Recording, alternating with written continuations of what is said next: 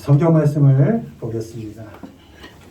신약 성경 누가복음 15장입니다. 누가복음 15장 20절로 24절. 신약 성경 122페이지 누가복음 15장 20절로 24절. 우리 한 목소리로 읽습니다. 이에 일어나서 아버지께로 돌아가니라. 아직도 거리가 먼데 아버지가 그를 보고 시근히 여겨 달려가 목을 안고 입을 맞추니 아들이 이르되 아버지 내가 하늘과 아버지께 죄를 지었사오니 지금부터는 아버지의 아들이라 일컬음을 감당하지 못하겠나이다 하나 아버지는 종들에게 이르되 되어다가 입히고 손에 가락지를 끼우고 발에 신을 신기라. 그리고 살진 송아지를 끌어다가 잡으라. 우리가 먹고 즐기자. 이 내 아들은 죽었다가 다시 살아났으며 내가 잃었다가 다시 얻었노라 하니 그들이 즐거워하더라. 아멘. 오늘은 달려가야 할 때라는 제목으로 말씀을 전합니다.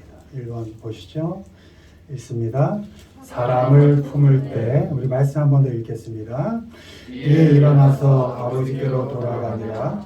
아직도 거리가 먼데 아버지가 그를 보고 시근히 여겨 달려가 목을 안고 입을 맞추니 아들이 이르되 아버지 내가 하늘과 아버지께 죄를 지었사오니 지금부터는 아버지의 아들이라 일컬음을 감당하지 못하겠나이다 하나 아버지는 종들에게 이르되 제일 좋은 옷을 내어다가 입히고 손에 가락지를 끼우고 발에 신을 신기라.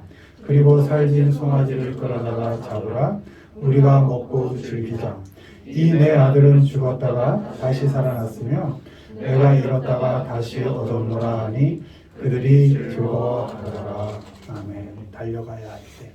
언제냐? 먼저 사람을 품을 때입니다. 두 아들이 있었습니다. 둘째가 아버지에게 돌아가시기 전에 자기 상속분을 달라고 이야기합니다. 아버지가 아무 말 안 하고 그 아들에게 이렇게 각각 큰아들과 둘째에게 상속분을 나눠줍니다. 그걸 받자마자 며칠이 안 되어서 둘째가 재산을 다 가지고 먼 나라로 떠나가 버립니다. 그리고 그 받은 돈을 허랑방탕하게 탕진합니다. 다 탕진해서 이제 쓸 것이 없어 그 나라 사람에게 고용이 되어 돼지를 치는 일을 하게 되고 돼지가 먹는 쥐염 열매조차도 마음껏 먹을 수 없는 그런 처지에까지 떨어지게 됩니다. 그러자 그 아들은 아버지께로 돌아가기로 마음을 먹습니다. 가서 내가 죄를 지었습니다. 내가 아들이 아니고 품꾼입니다. 품꾼으로 여겨주셔도 좋습니다. 이렇게 고백하리라 다짐을 하고 아버지께 돌아갑니다. 아버지가 저 멀리서 오고 있는 아들을 봅니다. 원문에 보면 아직도 거리가 먼데 이렇게 되어 있습니다. 거리가 멀지만 아버지는 한눈에 자기 아들인 것을 압니다. 투추한 행색이고 헐벗고 굶주린 모습이 역력하지만 내 아들이구나 알아볼 수가 있었습니다. 치근했습니다. 불쌍했습니다. 아버지는 그 멀리 있는 아들을 향해 달려갑니다. 가서 끌어안고 입을 맞춥니다. 데려다 좋은 옷을 입히고 가락지를 끼우고 신을 신깁니다. 살찐 송아지로 마음껏 먹입니다. 그리고 내 아들이 죽었다 다시 살았다. 내가 아들을 잃었다 다시 얻었다 라고 즐거워합니다. 우리가 이 탕자와 다르지 않습니다. 하나님께 달라고 합니다. 물질 달라고, 힘 달라고, 건강 달라고, 또 시간 달라고, 꿈을 달라고 하나님을 조릅니다. 하나님께서 사랑하시니까 주십니다. 그런데 며칠이 안 돼요. 언제 그랬냐는 듯이 하나님을 떠나서 하나님이 주신 것들을 마음대로 쓰고 낭비합니다. 그리고 결국 망합니다. 하나님을 떠나 살면 결국 망합니다. 망해서 어쩔 수 없이 그리고 하나님께로 다시 돌아옵니다. 돌아와서는 죽을 죄를 지었다고 용서해달라고 다시 한번 기회를 달라고 사람이 보기에 뻔뻔하게 어떻게 저럴 수 있나 싶을 정도로 또 하나님께 달라고 요구합니다. 사람 같으면 받아들일 수 없죠. 그저 포기하고 쳐버려도 당연하다 싶은데 그러나 하나님은 그 탕자와 같은 어떻게 보면 사람 같지 않은 그 사람들을 받아주십니다. 그게 우리의 모습입니다. 가면들 잘 쓰고 살지만 그 가면 하나 딱 벗어내면 탕자와 진비 없습니다. 우리가. 그저 우리를 자녀로 거룩하다 여겨주실 뿐이지 우리가 거룩한 사람들은 아닙니다. 여전히 죄인일 뿐입니다. 그러나 십자가의 피로 우리를 가려주실 분인 것이죠. 잘 감추고 있는 것이죠. 그 더러운 우리를 그대로 돌아온 우리를 하나님께서는 포기하지 않으시고 받아주십니다. 품어주십니다. 왜 그랬냐고 어떻게 그럴 수가 있냐고 판단하거나 정죄하지 않습니다. 다시 입혀주시고 다시 먹여주시고 다시 자녀 대접해 주십니다. 그렇게 하나님께 사랑받은 우리는 탕자를 받아주고 품어주는 그 아버지 같이 사랑을 받은 사람답게 우리에게 돌아오는 사람에게 마음을 열고 다가갈 수 있어야 합니다. 달려갈 수 있어야 합니다.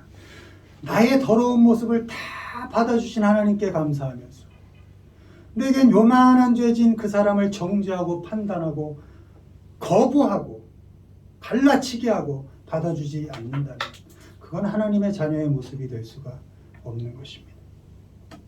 그 어떤 죄를 지었던 그가 나를 얼마나 아프게 했던 그가 돌아오면 달려가서 안아줘야 합니다. 묻지 않는 겁니다. 왜 그랬냐고 어떻게 그럴 수 있냐고 따지지 않는 겁니다. 그저 달려가는 겁니다. 먼저 저만치 보이면 그의 자격을 묻지 않고 그의 잘못을 따지지 않고 내가 얼마나 아팠냐고 얘기하지 않고 그저 나를 품어주신 하나님처럼 그에게 맨발로 달려가는 겁니다. 가서 품어주는 겁니다. 멀리서 쉽게 다가오지 못하고 떳떳한 걸음으로 다가오지 못하는 그 사람에게 먼저라고 말씀은 기록되어 있습니다. 먼저 달려가는 것입니다. 뒷짐지고 기다리는 것 아닙니다. 너 그럴 줄 알았어. 너 망할 줄 알았어. 이러는 건 아닙니다. 왜요? 우리도 용서받을 자격이 있어서 용서받은 사람들이 아니잖아요. 그걸 알고 있거든요. 더럽지만 여전히 죄인이지만 따지지 않고 우리를 용서하시고 받아주신 그 사랑을 입은 사람답게 뒷짐지지 않고 마음 열고 멀리서 쭈삣쭈삣 대고 있어도 먼저 달려가는 겁니다. 안아주고 잘 왔다. 잘했어. 우리 함께 하자. 라고 말해 주는 것입니다. 치근히 여기고 먼저 달려가는 것입니다. 불쌍히 여기고 먼저 달려가는 것입니다. 바라기는 다른 일은 조금 느리게 걸어가도 세상 욕심엔 조금 느리게 걸어가도 사람을 품는 일에만큼은 사람을 담는 일에만큼은 맨발 벗고 달려가시는 우리 모두가 되기를 주님의 이름으로 축원을 드립니다. 다음으로 우리 언제 달려가야 하느냐? 2번 읽습니다. 주님 앞으로 달려갈 때 예수께서 여리고로 들어가 지나가시더라. 삭개오라 이름하는 자가 있으니 세리장이요 또한 부자라. 그가 예수께서 어떠한 사람인가 하여 보고자 하되 키가 작고 사람이 많아 할 수 없어 앞으로 달려가서 보기 위하여 돌 무화과 나무에 올라가니 이는 예수께서 그리로 지나가시게 됨이로라. 아멘. 누가복음 19장 1절에서 4절까지 말씀입니다. 여리고에 삭개오라는 사람이 있었습니다. 세리장이었고 요즘으로 말하면 세무서장이죠. 부자였습니다. 당시에 세리는 죄인 중에 죄인이었습니다. 세리하면 죄인이고 죄인하면 세리입니다. 죄인의 대명사가 세리였습니다. 왜냐? 없는 사람들 쥐어짜서 세금 걷고 그것을 로마에 바치고 그 과정에 돈을 착복하고 재산을 형성해서 부자가 된 사람들, 그 사람들이 세리였기 때문입니다. 그 세리들 중에 우두머리가 세리장이었습니다. 그 사람이 삭개오였던 것입니다. 세리가 로마의 권세를 등에 업고 살았기 때문에 대놓고는 뭐라고는 못하지만 대부분의 사람들은 세리를 사람 취급하지 않았습니다. 그 세리장 삭개오가 예수님께서 여리고를 지나가신다는 소식을 듣습니다. 그리고 예수님이 어떤 분인지 보고 싶었습니다. 왜요? 예수님께서 병자를 고치고 귀신을 내쫓고 기적을 일으킨다는 소문을 삭개오도 듣고 있었기 때문입니다. 그 예수님을 보고 싶었습니다. 근데 삭개오는 키가 작았다 그럽니다. 사람들이 많이 있었기 때문에 예수님이 보이지가 않았습니다. 그 사람들을 헤집고 본문엔 달려갔다 그럽니다. 그 예수님 보려고 자신을 욕하는 사람들 그 틈을 막 헤집고 달려갔다고 합니다. 그래도 보이지 않자 돌 무화과 나무 위로 올라가서 예수님을 보았다, 이렇게 기록되어 있습니다. 예수님이 그 무화과 나무에 올라간 삭개오를 봅니다. 그리고 내려와라, 내가 오늘 네 집에 머물겠다, 이렇게 말씀하십니다. 그리고 삭개오가 즐거운 마음으로 예수님을 영접합니다. 사람들이 수군거립니다. 왜요? 왜 하필 그 많은 사람들 중에 저 죄인, 저 세리 삭개오 집에 예수님이 머무시냐? 이해가 가지 않았습니다. 삭개오가 예수님께 고백합니다. 예수님, 재산의 절반을 가난한 자들에게 주겠습니다. 그리고 제가 속여서 혹시 뺏은 것이 있다면 4배를 돌려받겠습니다. 이렇게 고백을 합니다. 삭개오가 변한 것이죠. 예수님을 영접하고. 주님 앞으로 갈 때 여러분 달려가야 합니다. 주님을 만나고 보고 싶을 때 그때 달려가야 합니다. 내가 어떤 사람인지, 내가 어떤 형편과 조건 속에 있는 사람인지는 중요하지 않습니다. 또 사람들이 나를 어떻게 평가하는지는 중요하지 않습니다. 우리가 주님 앞으로 달려갈 때 주님과 우리 사이에 걸리적거릴 것은 아무것도 없습니다. 조건도 형편도 사람들의 판단도 걸리적거릴 것이 되지 못합니다. 이런저런 핑계를 대지 않습니다. 이 일만 끝나면, 하는 일이 좀 풀리고 나면, 또는 하나님께 어떤 역할을 할 수 있을 때가 되면, 사람 노릇 할 수 있을 때가 된다면, 그렇게 만약이란 핑계를 하나님 앞에 달려갈 땐 되지 않는 것입니다. 주님 앞으로 갈 때 나의 상태, 형편, 조건 이런 이것저것 따지지 않고 무조건 달려가는 것입니다. 다른 사람의 눈치를 보지 않습니다. 온갖 욕과 따가운 시선, 수군거림을 당하면서도 주님께 달려가고 나무에까지 올라간 그 삭개오의 그 간절함을 가져야 합니다. 사람을 헤집고 그 사람들을 넘어서서 주님께 달려갈 수 있어야 합니다.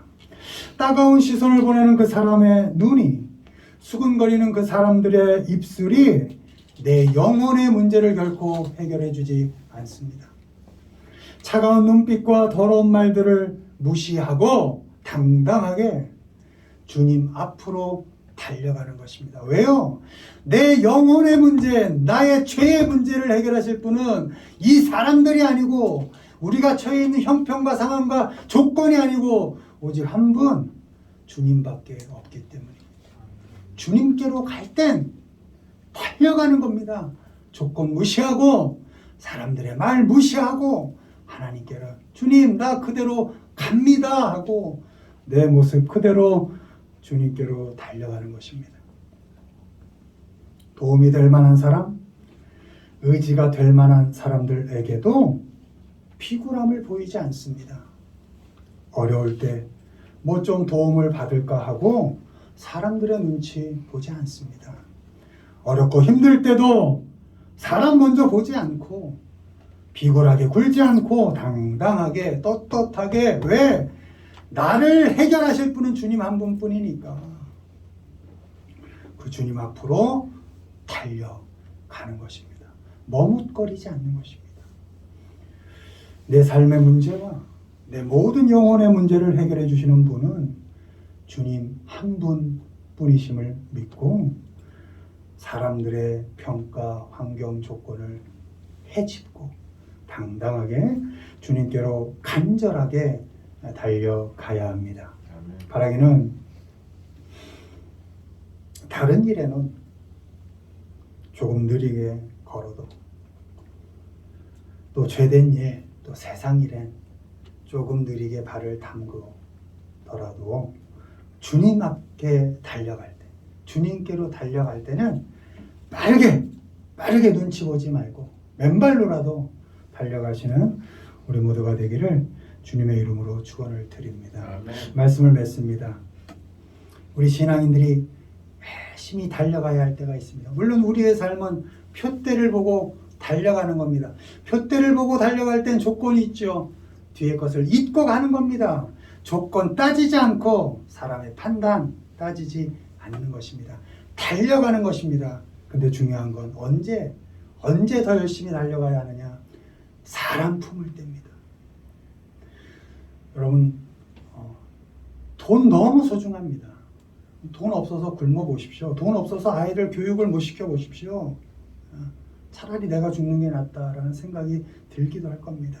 돈 너무 소중합니다. 여러분 열심히 버십시오. 투자하시고 열심히 버십시오. 근데 하나 중요한 거, 한 영혼은 적어도 돈보단 귀하다. 이것만큼은 잊지 말고 살자는 겁니다. 돈이 아무리 중요해도 사람 한 사람보다는 귀하지 않다. 세상 천하보다 귀한 건 저 영혼이다.